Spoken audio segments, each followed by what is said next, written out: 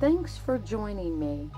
The topic of today's video I happened to stumble across while reading some old newspaper articles from the 18 and 1900s about the Indian Mounds. Cairo, Illinois, which I've mentioned in my previous video, has a unique location at the convergence of the Mississippi and Ohio rivers. This area being well known for its proximity to many of the Indian Mounds in this region. So let's take a closer look at Cairo. This article from the Mississippi Squadron, dated April 24th, 1863, which on the timeline is in the middle of the Civil War, states, and I quote, "We know that ancient Cairo was in Egypt, and that modern Cairo was in what is called the Egypt of the great sucker state of Illinois, and that many years ago an English joint stock company, of which the Rothschilds were members, bought up the site of this Cairo, on which the surveyors laid off an extensive plot of land containing many hotels, banks, churches, and other institutions." Close quote. Why did the Rothschilds Joint Stock Company buy the town of Cairo? Why is the ancient Cairo, Egypt mentioned in correlation to Cairo, Illinois, unless there is a real connection between the two? This article from the Wichita Daily Eagle, along with other newspaper outlets, dated from April 3rd, 1897, references catastrophic floods in the area of Cairo, so much flooding that thousands of people are stranded along the levees. Between the Civil War and the 1890s, there was a lot of river activity along the Mississippi, steamboats being a popular mode of transportation at the time, not to mention the barges that floated the industry of trade and goods.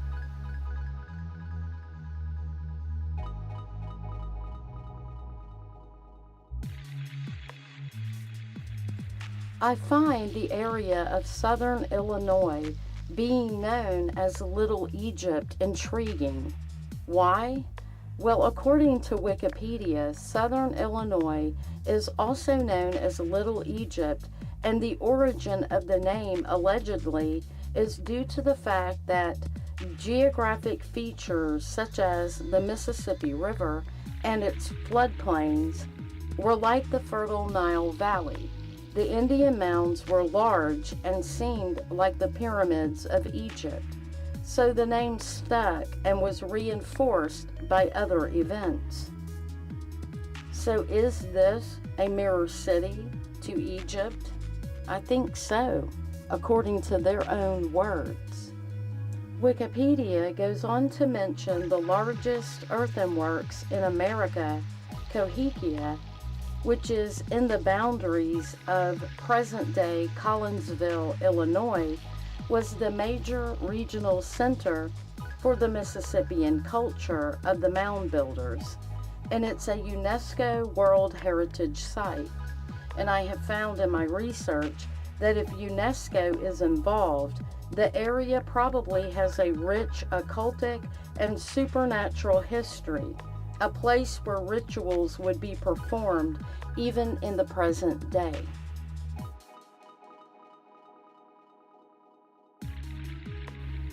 Interesting that it notes here that some prominent southern Illinoisians were active in the Knights of the Golden Circle. And what is that exactly? A secret society, not surprising. The Knights of the Golden Circle allegedly started in 1854 by American George W.L. Bickley with the objective to create a new country known as the Golden Circle, where slavery would be legal, and the country would be centered in Havana, Cuba, and would encompass the southern United States and a golden circle of territories, including Mexico, Central America, northern parts of South America, Cuba, Haiti, the Dominican Republic, and most other islands in the Caribbean. Wow, that's a really aggressive idea, isn't it? Coming from this elite circle of men, that is. And what is up with this golden circle? To include parts of Mexico, the land of Quetzalcoatl or the feathered serpent, and Cuba? Surely there's so much more to this. And there is. It ties into the Civil War and the Mason-Dixon line. And notice that Mason is the first part of that name. But for time purposes, I'll have to address that in another video. Back to Cairo, Illinois.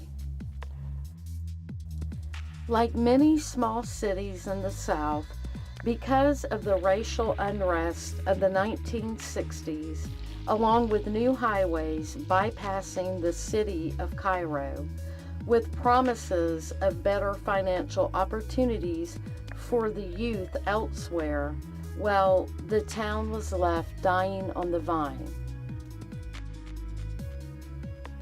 However, there must be something to the location that we're missing today. Because it was named after Egypt, it was written about by not only one famous author, but two, Mark Twain and Charles Dickens. So there must be something here, right? The Indian Mounds are all scattered about within this area, so there's something definitely more to this. Even the Disney Channel featured this town in its series called So Weird, and a musician made the title Greetings from Cairo, Illinois famous, along with a list of celebrities that have come from Cairo. Is it a coincidence that Cairo had its own minor league baseball team from 1903 to 1924, variously known as the Egyptians, Champions, and Giants?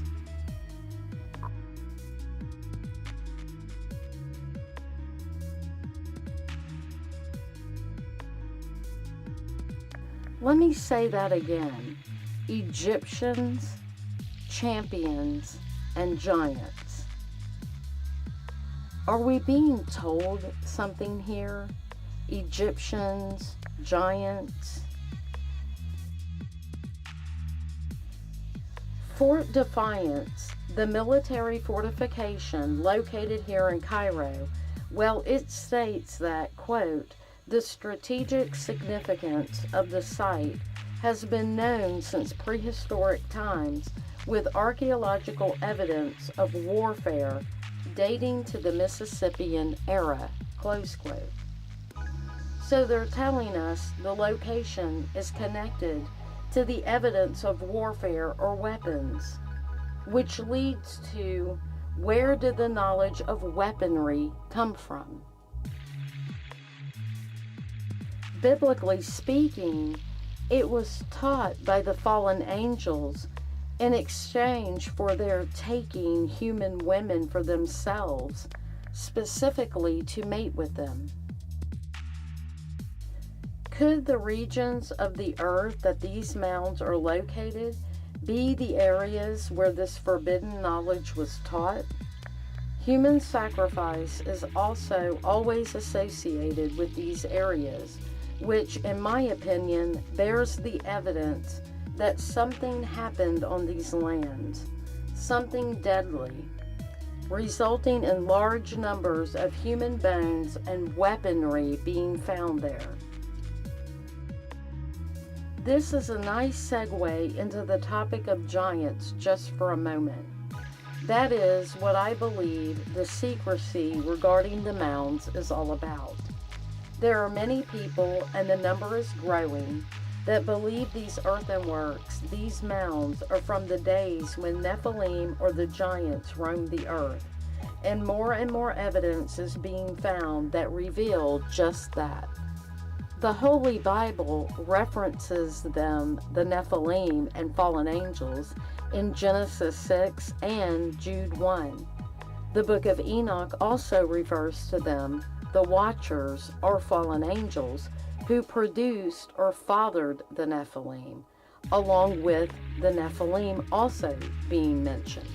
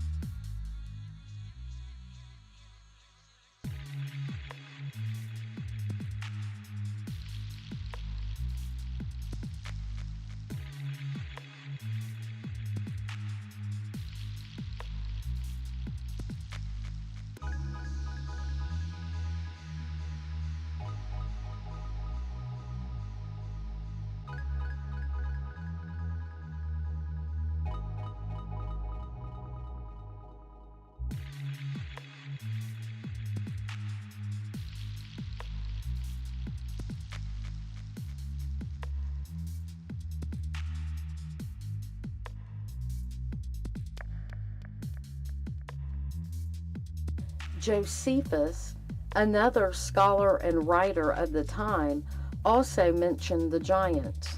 Quote, "For many angels of God coupled with women begat sons that proved unjust and despisers of all that was good on account of the confidence they had in their own strength.